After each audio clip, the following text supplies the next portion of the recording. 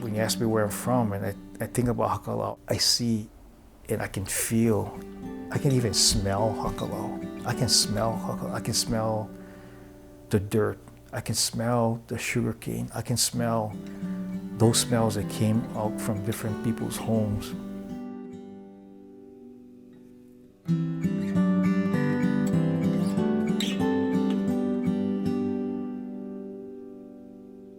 They were all shaped by the way we grew up.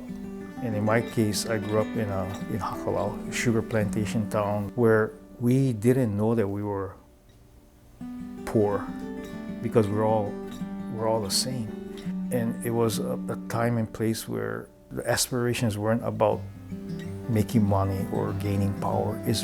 We were really trained to embrace things like trust, character, generosity.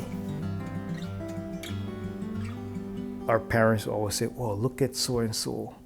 Look at how terrific this person is." And that's the aspirations that we had about being good community citizens, caring about each other, having empathy for those who have less than us.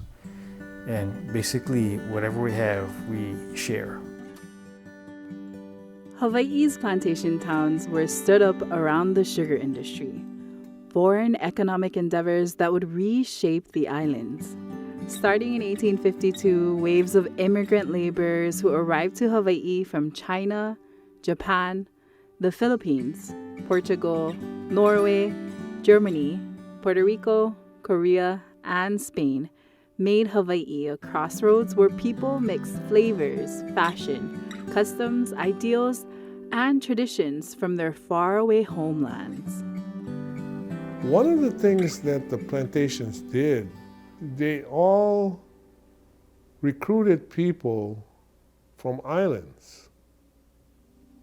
So all of the people who came in and who were segregated into different camps, all came from island countries. And so to a certain extent, they kind of shared basic island values, like finiteness, and like you got to get along with your neighbor and so forth.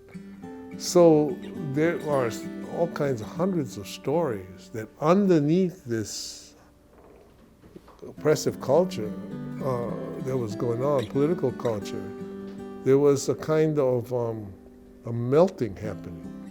They took care of each other. My mom would say, "Go out and play." And so we go out and play, and I go play football, tackle football. You know, there's always people, kids around, go play baseball.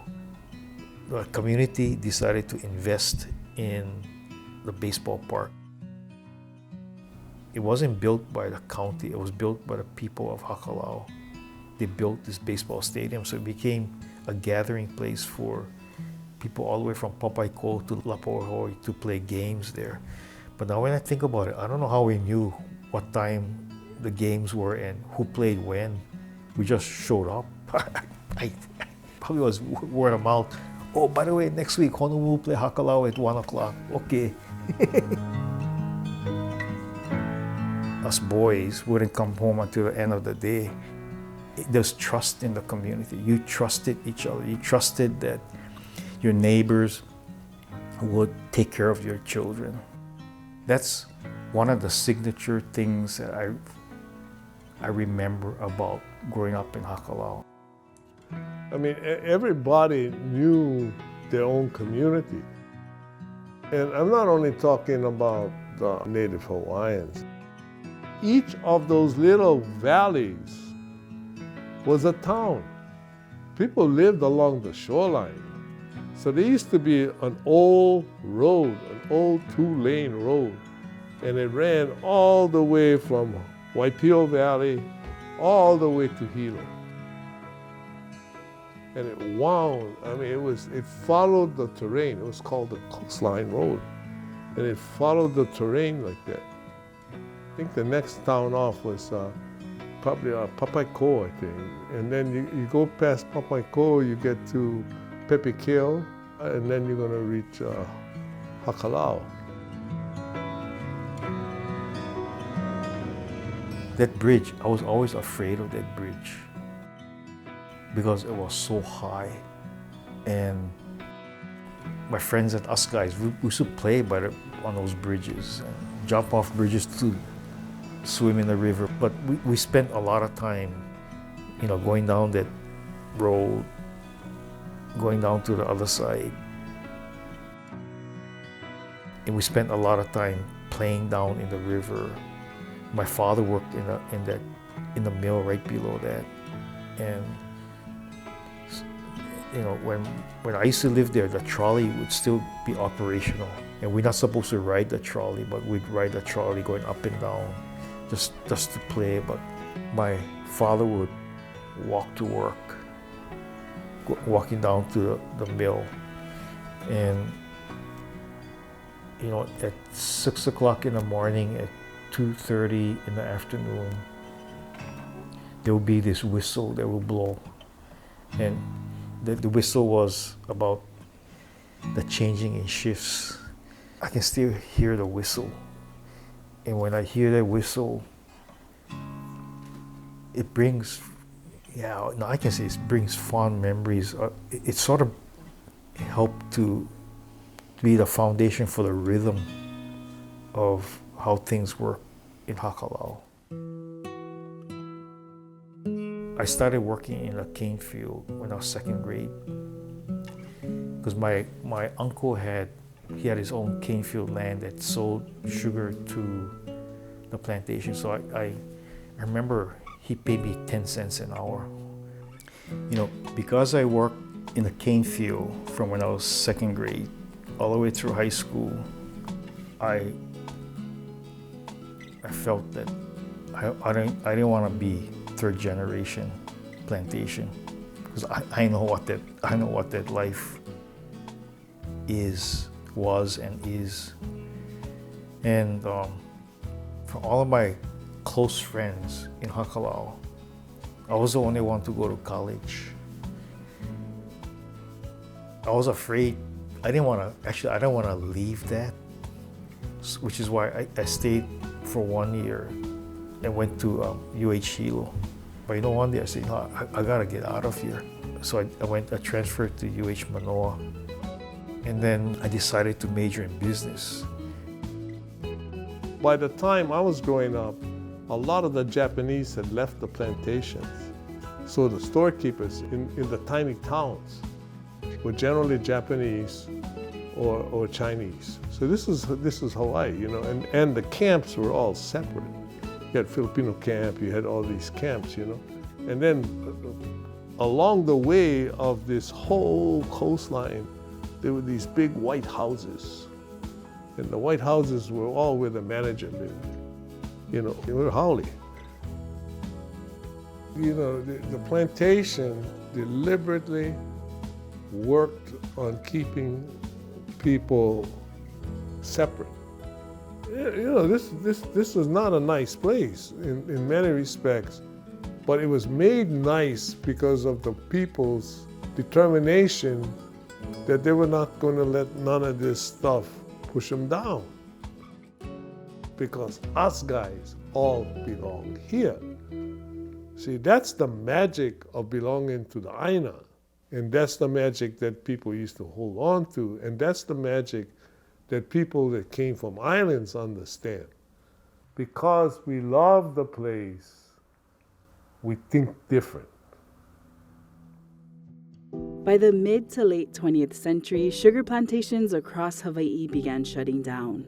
The industry was no longer sustainable, and communities that had grown around them had to adjust to a new way of life. Hakalau Sugar Mill closed down. Seabrewer actually, they helped to build a subdivision, a homestead in Pipikio. But when I go back, sit down with my father's friends, they'll always reminisce about Hakalau. They say, they'll say, no can beat Hakalau. Because there was this, there was this feeling like something got taken out of their hearts.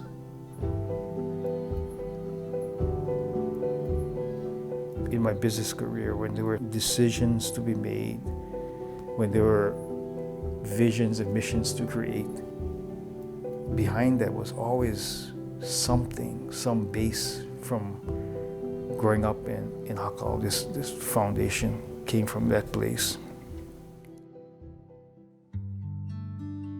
Beyond weaving the social, ethnic, and economic fabric that would be the foundation of modern Hawaii, sugar plantations left a legacy of engineering feats found in the infrastructure scattered across former plantation communities, most visibly in the iconic steel trestle bridges of the Hilo Hamakua coastline. The bridges were first built in 1911 because the Hilo Railroad Company put them in. But the topography of the Hamakua coast is such that you have a lot of very narrow ahu pua'as that are there because of the fact that you have a lot of these deep gulches, and it makes traveling by land very difficult. So when the native Hawaiians predominated before contact, again, the population centers would have been in other places. So the train is going to go ahead and revolutionize the transportation along the Hamakua coast. It was the most expensive railway ever built because you got those three huge horseshoe out there that required either huge extended bridges this way or straight across. When combined with the bridges of the older Māʻālehu Highway, there are a total of 51 bridges spanning this 42-mile coastline, more than one bridge for every mile of road.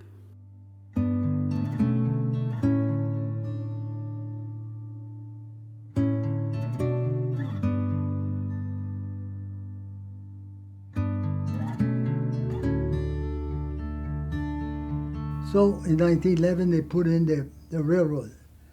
Now in 1946 we had a tsunami from the earthquake in the Aleutians, and the railroad lost several bridges. So they went out of business. It was 7 o'clock in the morning on April Fool's Day. And the first thing that I remember was I looked out at I heard a lot of horns honking, which didn't happen very often in Hilo, and especially not in Keaukaha. And so I went out to the porch and I saw these cars were lined up, and apparently the first wave had already come in, and everything was wet. It was a beautiful sunny day, and the street was wet. I saw the debris on the road, and so I went and got my brother. I said, hey, let's go out and see what's going on. And Uncle Charlie said, come on, we gotta go. And he started hacking through the jungle there. And it's got a lot of lava tubes and stuff back there. And it's all lavas. And of course, we didn't have shoes. We didn't wear shoes till 7th grade in those days. And so we were all barefooted, and my brother and I and the other kids, they kept saying, run, run, but you couldn't really run.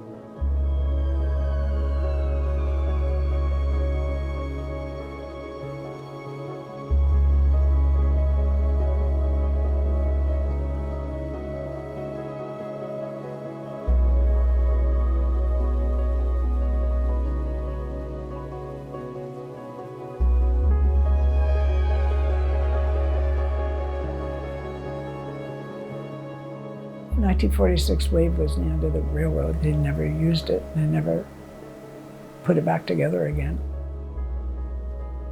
This loss pushed for a new, more resilient infrastructure, setting the stage for the modern road system that would transform this coast and its communities for generations. After that, Mr. Bartels, who was the bridge engineer, decided that maybe we should have a new road. So from 1946 to 1954, the crooked road became a straight road. And what happened was the existing steel trestle bridges were incorporated into the highway. Now what he did was he widened the deck by adding the trestles on each side of the piers to get more deck area so cars could be used. He finished that in 1954, like I said. And it's really, really unique, the bridges of the Big Island and Hamaku Coast, because there's a lot of bridges today there's no longer around in the entire state. There's bridges that are unique in design, arch, concrete structure, masonry, steel, timber, and it's still being used today and maintained today. And that's the uniqueness of the Hamaku Coast. A lot of our bridges are on the National Registry. Projects like this that allow us to peek into history, into the times that came before us. When people had to think about, hey, how are we gonna get our goods to market or to the people who need it? How are we gonna get ourselves into different areas across this island? They were doing everything in emergency situations. I mean, if you really think about it. And this bridge was constructed and then reconstructed during emergency situations. This highlights the overall theme that vision has to trump process. Nobody looked at this and thought, okay, first step is I gotta do this thing. Second step is I gotta do this. They said, I need a bridge 200 feet high that spans this whole area. How do we do that? How do we get there? The days of the engineers that used to look at these areas, come up with the concepts with a blank sheet of paper, almost gone. I mean, when you look at our engineering now, it's more on a checklist than it is on a vision that we construct. Projects like this get us back to that. This is the challenges that they faced and overcame. And this is how they decided to do it. Allows us to take that opportunity to see what that vision is for that next piece, for this next structure, and go outside of our checklist to ensure that we can move forward something that trumps this. They're ahead of their time. You know, imagine we're in the middle of the Pacific Ocean. We're not in the States where you have all the resources and everything. We're way over, and then we gotta go build something like this. So, you know, Plantation had a lot of skilled workers, and also the railroad companies came in and they knew what they were doing. And again, I want to say again, this thing is still here today with trucks going over 114 years later and still standing strong. And it's amazing that the technology, the materials are used. You know, you're talking pure metal versus today's metal. So, you know, it's just awesome to see history still holding up this long. And we can still use the roads today to go back and forth, like back in those days when they first used it in 1953. That's what stands out to me, the longevity and the size of the structure. Hoover Dam was something big back then for them up there, but for Hawaii and for us on the Big Island, there's a lot of workers that put their time and blood and sweat and tears to build this. Can you imagine back in 1911 or even 1950s when they had to widen the bridge? Just moving steel and metal as compared to today's construction industry is amazing. For example, the bridge is put together the steel is mashed together with rivets. Those rivets are hot, heated rivets put in place in those holes, and then they're pneumatically hammered and mushroomed to make all the steel gusset plates, the cross bracings, everything. And it took a lot of manual. So at one point in time, you would have a lot of workers all hanging off the bridge back in those days. Not like today we have OSHA regulations, but back in those days, that's how they did it. And they would be hanging off the structure up at 190, 180 feet, climbing up day in, day out, putting all these thousands and thousands of rivets. The engineering feat, the design, the planning, the coordination, you know, all the obstacles and up and down they had to go through just to build this. Quite amazing, the technology and the knowledge they had back then. Even as the plantation infrastructure stood as a testament to skill and innovation, the communities built around them began to change. What once held generations together was slowly dismantled, making way for a very different future. I was born on this island on the Hamaku Coast in Pahau, and I lived here as a kid, a mile from here, in part of the plantation. My dad was harvesting superintendent of this plantation from 1954 to 1959. My family goes back a couple of generations from that in plantation work. So the demise of the Hakalau plantation is slightly different from the demise of most other plantations because they told their employees that they could buy their houses, but they had to move them. Otherwise, they were going to be demolished. So all of the camps were demolished and pretty much gone by the middle 70s. And then when the sugar industry died, developers came in and were buying up lots of land. So then that takes on a dynamic. So this is a subdivision for newcomers. So what there is to share are cultural values. I went to Oahu for my work life, met my wife, best thing that ever happened, and I moved back with her in 2011 to live here and landed in Hakalau. Just as plantations once brought workers from across the globe, new residents began arriving from nearby communities, other islands, and even further away. They were drawn by the old town charm, the natural beauty, and a desire to be a part of a tight-knit community. This is a lovely neighborhood, and people know each other. There's lots of dog walking, lots of conversations going on all the time. The Jodo Mission is great as a magnet for people. It's a gathering place. And I think in the time that we've been here, that's grown.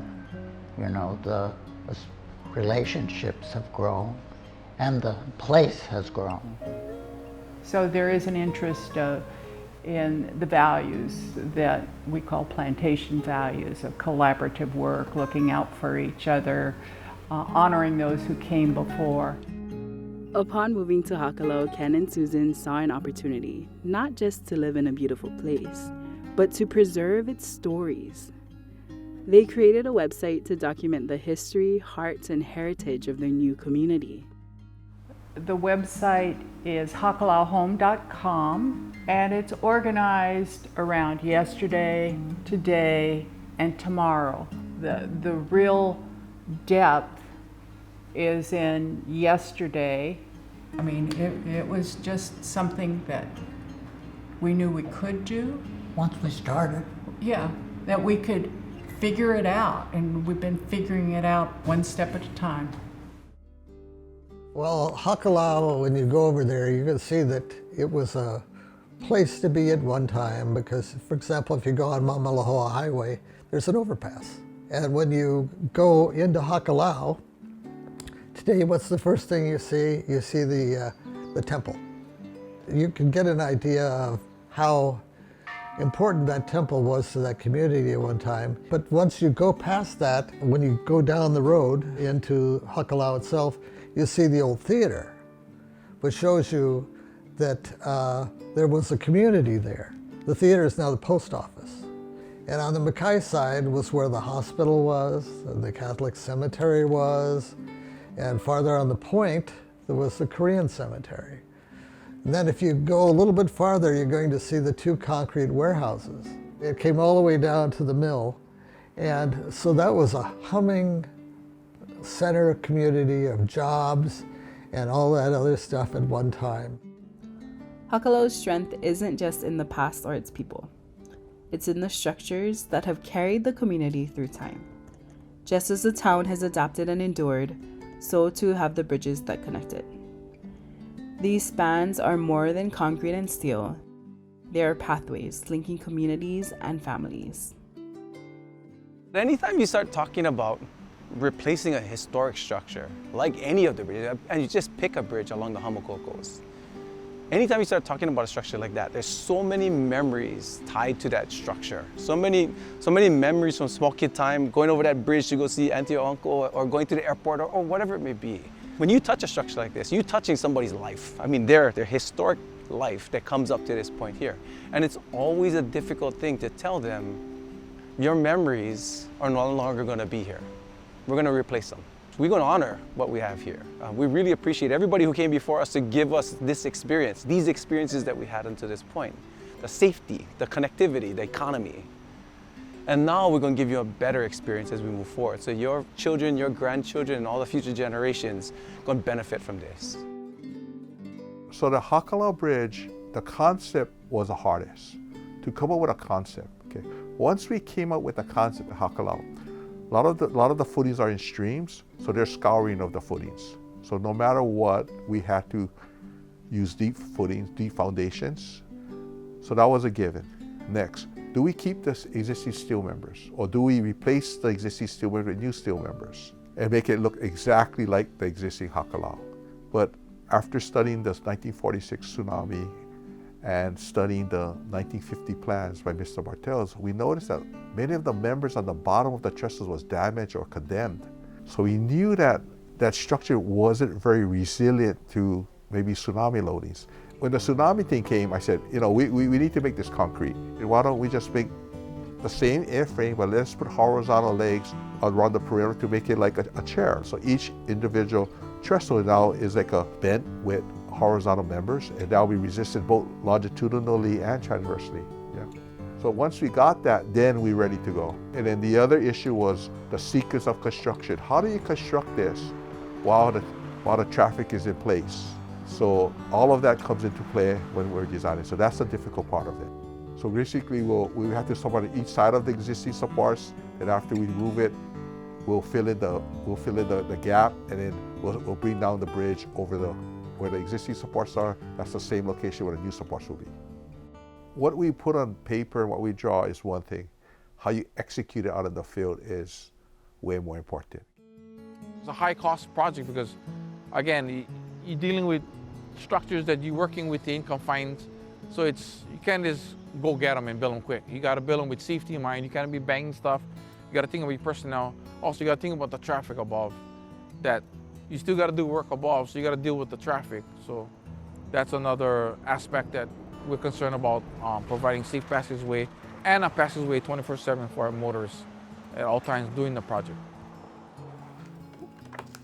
I try to express to the younger people that when you see drawings like this, that's done in the 1950s, all by hand, all this geometry, this is not going straight, this is drawn sideways, but it's going up and down. It's sloping, it's not going vertically up. To get all these dimensions correct, most of them didn't go to college, but they could lay out this thing like anything. They could lay it out pinpointed. That's why you respect the guys out there in the field, right? You know those guys, those men. I've never heard a contractor come in and say, we got to do this. It's always we get to. We get to be a part of this project to move this community forward.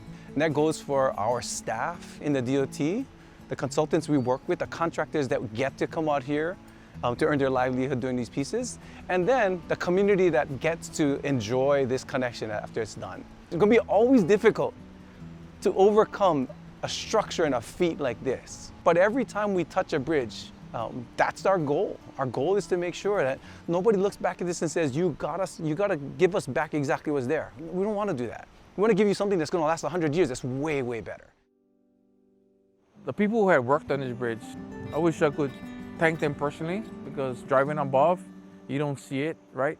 But when you come below the bridge and you look at it, it gives you that, wow, this is what it's like. Yeah, this is what it's like to build a bridge over a span of this. So that's where the Nāʻālehu is, for those who put their time to build this and to maintain this today, and for those who's coming to build a new thing too as well.